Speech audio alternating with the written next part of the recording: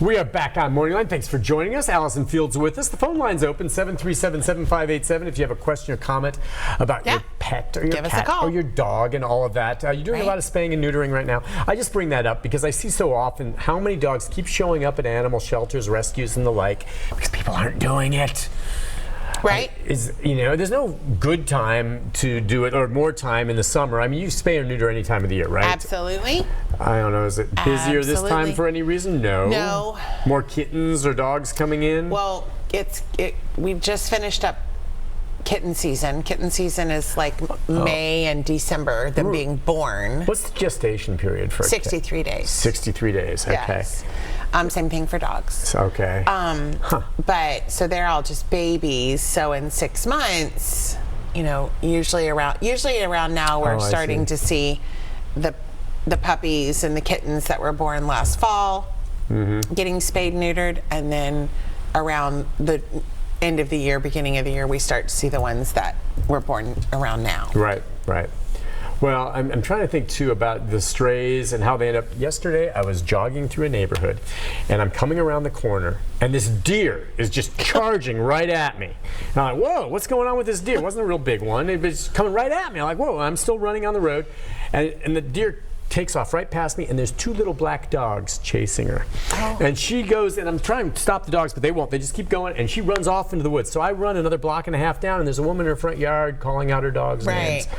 And I'm like, ma'am, are you looking for your dogs? And she goes, yes. And I go, they went way down that way chasing a deer. And she goes, a deer? And I go, yeah. At that point, I just kept going. I mean, they were already gone. I didn't know. But I mean, it's just so funny. These were 2 domestic small dogs that must have watched deer from the window and maybe just went out real quick to do their business. And there it was. And the instinct kicked in. And they're both going after the deer. And I sure hope she got the pet dogs back. But they went a ways down. They were in the middle of the road.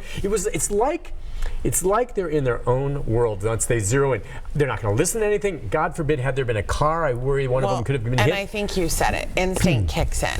We just have to. It doesn't matter. They are canines. Okay, because I was just, but there's little tiny things. And well, maybe it wasn't that they were going to hunt it down. Maybe it was just like, hey, they weren't even really barking. That's kind of what it was. Come back. That's what I think it was. I mean, it didn't look like they were ferocious. It was more like they were just trying to keep up. and anyway, I just thought that worried me. I hope she could get them back, but when they take off like that, that's when I was thinking, I hope you have your dog chipped. Or if someone else finds them, because they ended up, because going that far away, what are the odds of them necessarily, if they haven't strayed like that before, finding their way back? How good are animals at that? Well, it depends how hard they want to work at it. Okay, but if they've never been away that far and are unfamiliar with it, they should be able to smell their little way back. Is that it for real? Yeah. Just smelling their own? I mean, it's like tracking dogs. I mean, if you have these dogs that go out and track people in the woods to find them, they are going on scent. So if these dogs can't smell their own scent, then maybe they shouldn't be dogs. Okay, so they would maybe be able to smell their own way back. Yes, surely they could, maybe. Okay. Hopefully. This was a yard, by the way, that didn't have a fence, and that was part of it. I'm thinking, I know you let the animal out for a moment, but they could take off. Did they have collars on? I didn't see a collar. So, I mean, this is a perfect example of the people who are like, oh, no, my dog doesn't wear a collar when we're home, only when we come to the vet. Well, that's not helpful. I know who your dog is. You know who your dog is. It's this. You let your dog out. They've never gone anywhere. They've always stayed right in the yard. It's never been a problem after 47 years. And the one time a deer trucks through and they're after it and they don't have a collar on, they don't have tags on, hopefully they're microchipped. Sure. But and maybe these did have a collar. I wasn't close enough to tell, but you're right. If there's no collar, how is someone going to ID it? Harper has her collar on all the time. She has her ID tag that has our name and number on it, and then she has a tag on it that has her microchip information in case one falls off. She wears it all the time. Is the tag standard now? You're supposed to have a rabies thing on there as well? Yeah, she also has a rabies tag. So she has 3 tags. Okay, so if you have a collar on a dog, then the things that you should have is the rabies tag, the information on ownership maybe, right? And then maybe, hey, this dog's chipped. Check that as well. So I think that the 2 most important are the rabies information. That's required by law. And people can find you with the rabies tag. It just takes longer. If your dog gets out on Friday night and somebody finds it Saturday afternoon, they can't call MAC Animal Control to give them the rabies number because they're closed. Right. So they have to wait till Monday, and then they call and they give the number, and they're like, okay, well, all we can tell you is what clinic that number was given to. So they're like, okay, it's clinic such and such. Now you have to call that clinic and give them the number and ask them to go through their records to find out who they gave that tag to. So it's a long, lengthy, time-consuming process, and while you're very upset about your dog being missing, that vet may have 3 emergencies going on and they can't get to it right now. So if you also have a tag that has a phone number on it where you can be reached, obviously a cell number is usually the best, then we have 2 or 3 numbers on there, different numbers, so that if you call one and you don't get somebody, call the next person. So that's usually the quickest way that animals get back. The next quickest way is typically the microchip. Gotcha. Let's go next to, oh wait, we just lost her. We had Lori. If she wants to call back in, Come on, she Lori. can do so. Yeah, well, the microchip, we have a couple of dogs that we haven't gotten chipped yet. We've got to get them chipped. Real quickly, the law is if you get a dog, you have to have rabies shots for it? Legally, dogs and cats are required to have a rabies vaccination at 12 weeks or old, between 12 and 16 weeks, usually 12 and, when they're kittens or puppies, and annually thereafter. Do you think is that pretty much done? I mean, will you see some folks maybe bring in a dog that's maybe older, and you'll discover when you do that they haven't had rabies shots yet? Yeah, and I mean, I think that there's lots of veterinarians out there that have a 17 or 18-year-old dog who doesn't really even leave the house, who doesn't necessarily is not at risk for rabies, and what veterinarians typically do is just tell the owner that by law it's required. It's your dog, your choice. Well, it's a good idea all the way around. Yes, you don't want to any dogs that are going outside, anything like that, they should have a rabies vaccination. I mean, I think in the history of mankind, maybe 2 people have been saved from rabies. 2. Not 200,000. Oh, meaning that if you get it, you die. 2. Yeah, you die if you get it. And when they did survive, they were messed up for life anyway with the injuries that came with it. I mean, but there's only 2 people. Yeah, so it's not like you even have a study. And this has been recent. There's rabies and there's the Ebola virus, okay? Correct. You don't want either one of them. No. And they're preventable, entirely preventable. Absolutely. All right, let's go to Richard. Richard, good morning. Hi, Richard. Hey, good morning. What's on your mind? Hey, I have a question for the vet. I've got a Chihuahua dog that I had a couple of teeth pulled, and I reckon it left the gum open. I don't know if it's a sneeze or a cough, but he does it all the time. And they won't do nothing down there at the vet area. I just want to know if I can find I've got an appointment set to him, but this dog is suffering. He just constantly sneezes, especially at nighttime. When did you have the teeth pulled?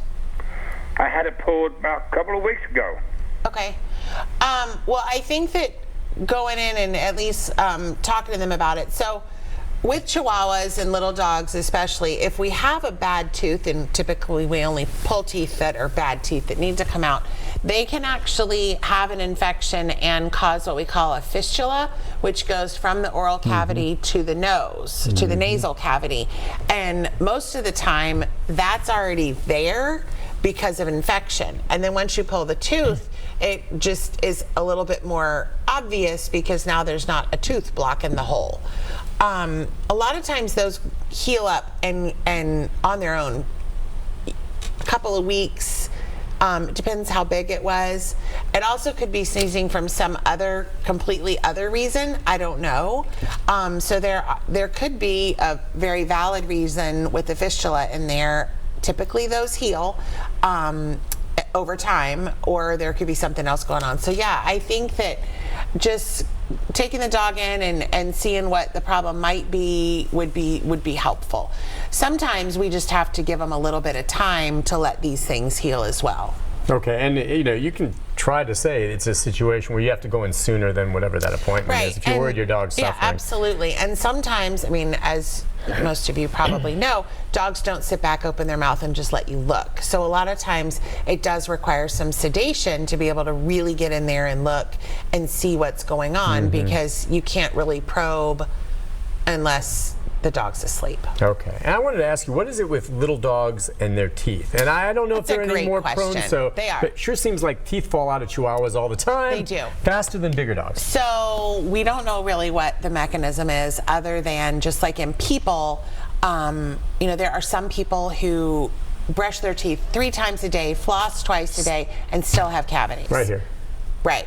I do the best I can. There are people who brush, maybe they floss, and they never have a cavity. Yep. And you just want to punch them in the head. I know. Okay. So it's all about our genetics, and saliva has a certain amount of antibacterial properties that keep your teeth from getting cavities. So it's all about what you have in your DNA that makes your saliva good or bad. Same thing in dogs.